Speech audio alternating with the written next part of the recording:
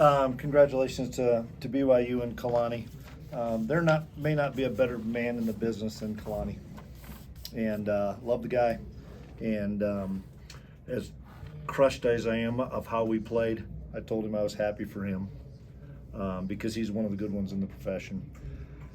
Everything was probably in good shape with 2 minutes left in the half, and then it snowballed, and we couldn't stop it. And I told the guys after the game, once that 2 minute mark hit, we didn't play well in any phase. We can throw everything at myself and Avery, which is fine.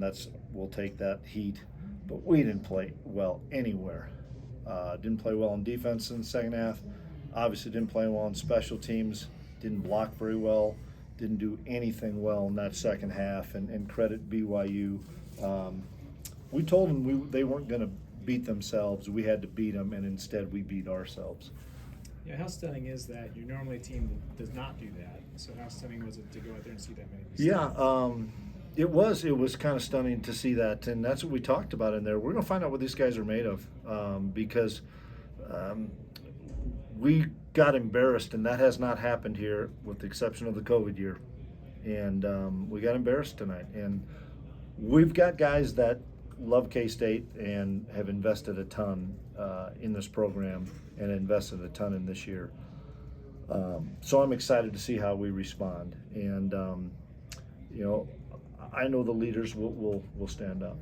How big are those penalties in the red zone? Man, big time. We had talked before the game, turnovers, explosive plays, but one key thing was we had to keep them to field goals and we had to score touchdowns. If you're going to beat them in this environment, you got to score touchdowns.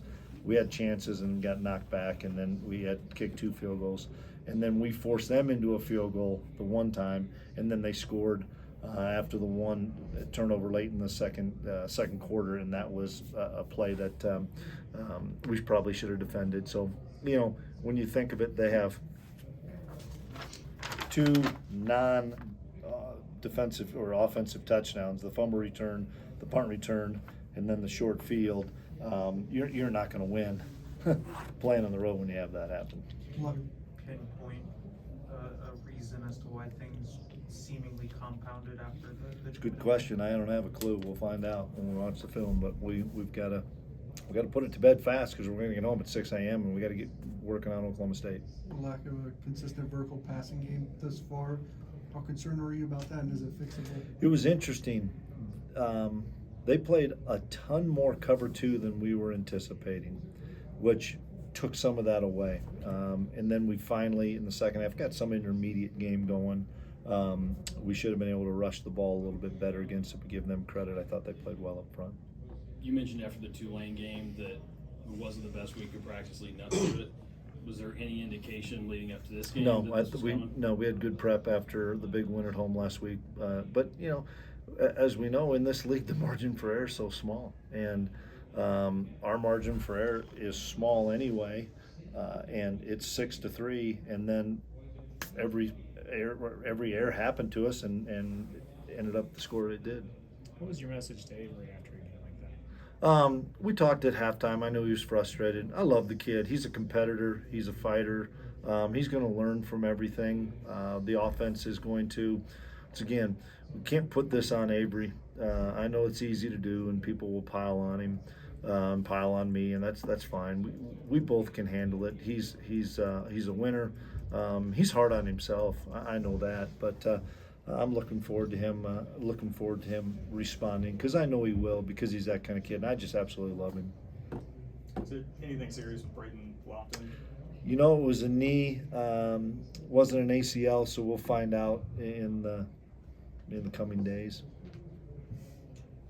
What was the hardest thing about playing here? Was it the crowd, the altitude, everything? You know what? The altitude didn't affect us really. They had guys cramping, and we didn't have anybody cramping.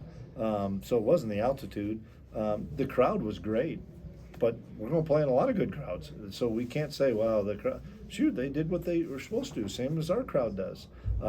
We just got to be able to overcome it, and you can't when you turn the football over and you give up a punt return and you give up a couple explosive plays. You just on defense. I mean, there was not a phase that I would have said, boy, they played well. It's too bad we couldn't get every phase to play like that. We weren't very good tonight. So it's my job and our job as coaches to get it fixed.